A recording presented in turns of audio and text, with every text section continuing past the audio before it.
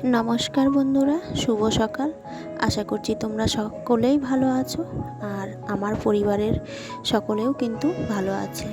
আমি রিঙ্কু, আমার ব্লগে তোমাদের সবাইকে জানাই স্বাগত আর অনেক অনেক ভালোবাসা। তো এখন বাজে সকাল 6টা আর আজকে আমি অনেকটাই সকালে উঠে পড়েছি। কারণ কি জানো, আমার মেয়ে সকাল 6টায় উঠেছে, কারণ ওর তো পড়া ছিল, তাই তো ও পড়তে চলে গেল। তো আমি ভাবলাম আমি আর কি করব শুয়ে থেকে, তো সকালে লেগে পড়ি কাজে। তো সকালবেলা আজকে একটু কাজগুলো চেঞ্জ করে করছি বন্ধুরা। প্রত্যেক দিন একইভাবে কাজ করতে আমারও ভালো লাগে না, আর হয়তো তোমাদেরও দেখতে ভালো লাগে না। তো আজ ঘুম থেকে উঠলাম, উঠার পরে ভাবলাম যাই বাসি বাইরের কাজটাকে করে আসি। তো ঝাঁটা হাতে বাইরের উঠোনটা ঝাড় দিয়ে এলাম। তো উঠোনটা ঝাড় দিয়ে ভাবলাম আগে নিজে একটু ফ্রেশ হয়ে নিই। তো ব্রাশ নিয়ে চলে এলাম বাথরুমে, আর ব্রাশ করে একটু গায়ে জল ঢেলে নিলাম, গা ধুয়ে নিলাম।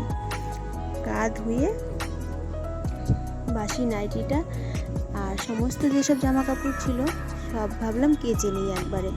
তো বাথরুম থেকে একবারে কেচে ধুয়ে ছাদে মেলে দিয়ে চলে এলাম আমার বেডরুমে বিছানাটা গুছিয়ে নিতে। তো বিছানাটা আমি সুন্দরভাবে গুছিয়ে নিয়েছি বন্ধুরা। আর বিছানা গুছানো হয়ে যাওয়ার পরে এবার আমি ঘরগুলো সব ঝাড় দিয়ে নেব, কারণ বাইরের কাজ হয়েছে, ঘরের ভিতরের কাজগুলো কিন্তু হয়নি। আর এইসব কাজগুলো কমপ্লিট করেই আমি আজকে সকালে রান্নাবান্নার দিকে যাব। আর সকালে রান্নাবান্না বলতে তোমরা তো জানোই আমি সকালে এমন কিছু রান্না করি না। আর তাতে আবার আজকে শনিবার, শুধু আলু সিদ্ধ ভাত করব, আর কিছু না। আর হ্যাঁ, শুধু আলু সিদ্ধ বলবো না, কালকের মাছের ঝোল আছে, আমরা কেউ খাবো না। জানো তো বন্ধুরা, আমার বাড়িতে ছোট্ট ছোট্ট 2জন অতিথি এসেছে, আর তারা কে জানো, আমার বোনের 2 মেয়ে। তো যাই হোক, আমি ওই মাছের ঝোল দিয়ে ওদেরকেই খেতে দেবো, কারণ ওরা শনিবারে খায় আর আমরা শনিবারে নিরামিষ খাই। তো যাই হোক, মাছের ঝোল দিয়ে ওদের খেতে দেব। তো মাছের ঝোলটাও আমি গরম করে রেখেছি। তো ওদিকে আমার ঝাড় ঝুড় দিয়ে আমার কিন্তু ঘর মোছার কাজটাও হয়ে গেছে। তো এবার আমি রান্নাঘরে এলাম, ওই যে সকালের কিছু বাসন ছিল সেই বাসনগুলো ধুয়ে নিচ্ছি। আর ওদের এখনও খেতে দেওয়া হয়নি, তো বাসনগুলো এই সকালের চায়ের বাসনগুলোই আগে ধুয়ে নিচ্ছি। তো ওদের ওদিকে খাওয়া দাওয়াও হয়ে গেছে। তো ওদের খাওয়া দাওয়ার কাজ কমপ্লিট করে ভাবলাম এবার আমি, সমস্ত কাজ তো হয়েই গেছে, তো সকাল সকাল রান্নাটা একটু দেরি করেই বসাই, দুপুরের রান্না। তো চলে এলাম এইগুলো পরিষ্কার করতে। আর ড্রেসিং টেবিলের উপরে যেসব ফুলদানিগুলো থাকে সব নামিয়ে নিয়ে ড্রেসিং টেবিলটা মুছে নিচ্ছি ভালো করে। আর এগুলো আমি রোজই করি, তবে হয়তো মাঝে মাঝে পারি না, মাঝে মাঝে বলতে 1-2 দিন হয়তো গ্যাপ হয়ে যায়, কিন্তু আমি প্রত্যেক দিন চেষ্টা করি এগুলোকে মুছে রাখতে।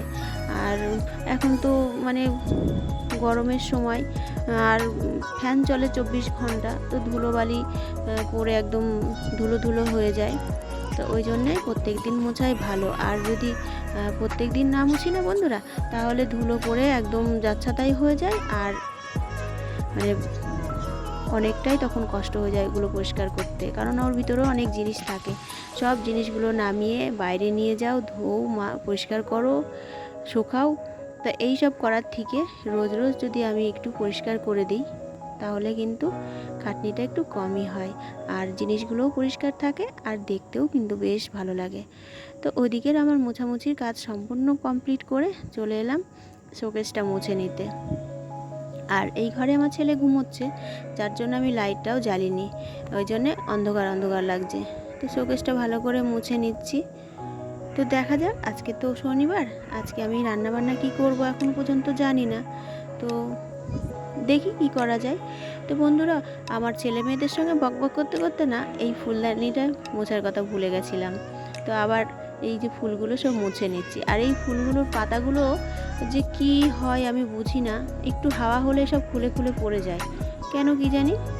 তো চলো, এদিকে আমার মোছামুছির কাজ কমপ্লিট হয়ে গেছে। তো আমি চলে এলাম রান্নাঘরে, আর আজকে আমি রান্না করব মটরের ডাল। তো এদিকে আমি ভাত বসিয়ে দিয়েছি, আর কড়াইতে কিন্তু ডাল সেদ্ধ হওয়ার জন্য জল গরমটাও বসিয়ে দিয়েছিলাম। তো এই যে ডালটা ধুয়ে প্রেশার কুকারে দিয়ে দিচ্ছি, আর ডালটা প্রেশারেই আমি সিদ্ধ করে নেব। তো আজকে আমার রান্নাবান্নাতে এমন কিছু নেই। আর কালকে যে পালং শাকটা রেখে দিয়েছিলাম, আজকে ওই পালং শাক আলু বেগুন দিয়ে পালং শাকের তরকারিটাই করব। তো ওদিকে আমি প্রেসার কুকারে ডাল বসিয়ে দিয়ে শাকটা কেটে নিচ্ছি।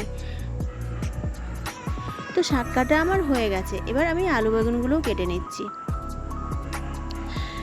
তো ওদিকে ডাল সিদ্ধ করে নামিয়ে নিয়ে এবার আমি আলু বেগুন পালং শাকের তরকারিটাও বসিয়ে দিলাম। আর এখন অসময়ে তো পালং শাক খেতে কিন্তু খুব একটা ভালো লাগে না, তবু নিয়ে এসেছে, করতেই হবে, ফেলে তো দেওয়া যাবে না। তাই আমি এদিকে পালং শাকটাও রান্না আমার হয়ে গেছে। তো রান্নাবান্নার কাজ কিন্তু আমার পুরোটাই কমপ্লিট হয়ে গেছে। তো রান্নাবান্না কমপ্লিট করে গ্যাসটা ভালো করে মুছে নিচ্ছি।